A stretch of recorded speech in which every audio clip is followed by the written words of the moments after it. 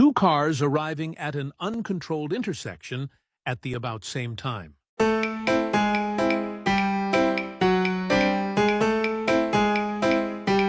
Have you ever waved another driver through an intersection and somehow, without speaking a word, both of you understood exactly what to do? That moment is negotiation. Not in a boardroom, not in a contract, but in real life. Today, we are going to break down how negotiation actually works, from psychology to strategies to executions. To negotiate well, you don't start at the table. You start with preparation. Every successful negotiation is built on 6 key factors: your bargaining style, your goals and expectations, standards and norms, relationships, the other party's interests, and your leverage. These are not just techniques. They are psychological forces. They shape how people think, how they react, and how they decide. Negotiation is not just logic. It has emotion. It has rhythm.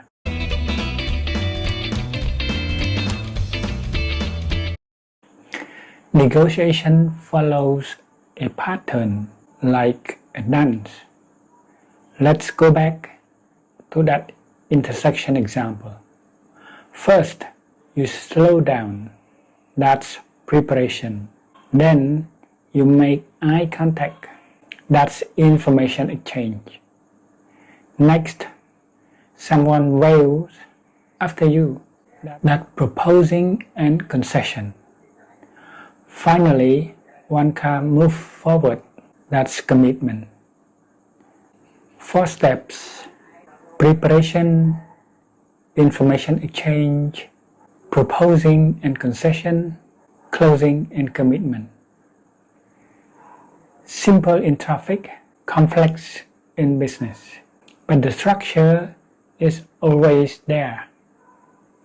Different cultures move through these stages differently. In many Western contexts, negotiators move fast. They push quickly to proposals. In Asian contexts, including Cambodia, people take more time building trust first. Relationship comes before transactions. If you ignore this difference, you lose alignment. And when you lose alignment, you lose the deal. Before choosing a strategy, ask 2 questions. How important is the relationship? And how intense is the conflict over the stakes? From this, you get 4 types of situations: tacit coordination, low conflict, no future relationship. Like traffic intersections, the goal is simple: avoid conflict. Transactions, high stakes, low relationship importance. Think buying or selling. Here, results matter more than relationships. But even here, some level of trust still helps close the deals. Relationships, low stakes, high relationship importance, like friendships, teams, or families. Here, how you treat people matters most. For balanced concerns, high stakes, high relationship importance. This is the most complex situations. You want results, but not at the cost of the relationship. This is where the best negotiators stand out.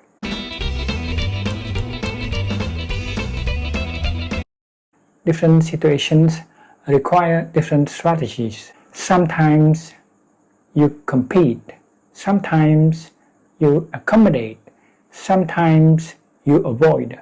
But the most powerful strategy is problem solving, especially in balanced situations. But here's the mistake many people make.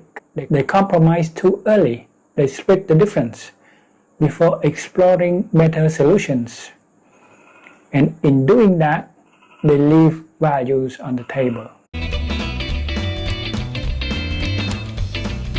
Negotiation is not about reality, it's about perception. You may see the relationship as important, but other sides may not.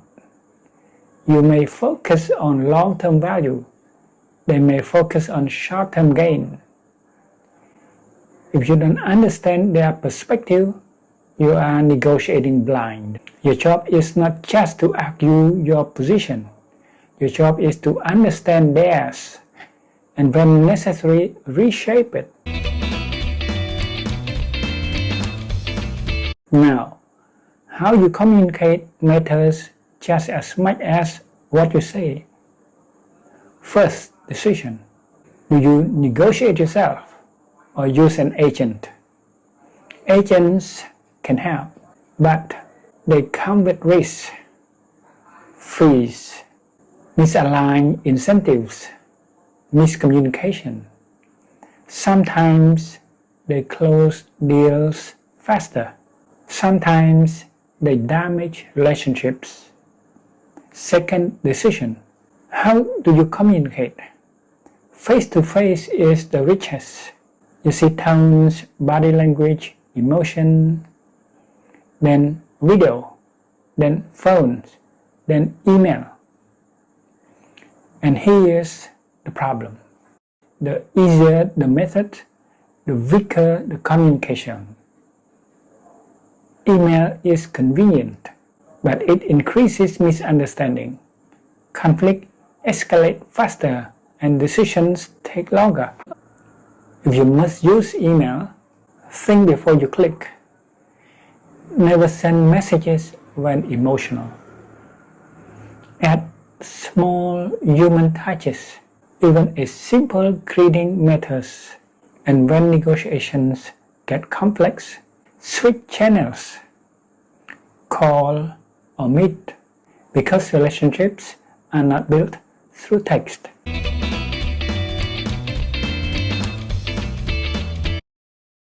At the end of preparation, you need one thing: a clear plan.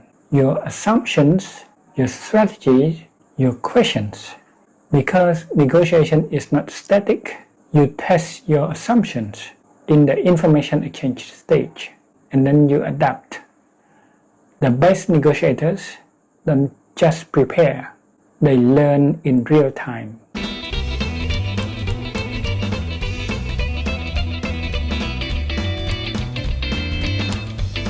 Negotiation is everywhere. In business, in leadership, in daily life. It's not about winning. It's about understanding, adapting, and creating value without destroying relationships. If you can master that balance, you don't just close deals, you build influence. If you found this useful, tell me in the comment section. Which type of negotiation do you face most often? Transactions, relationships, or balance situations? And what's the hardest part for you? Preparation, strategies, or communication? I read every response, and your feedback will shape the next session.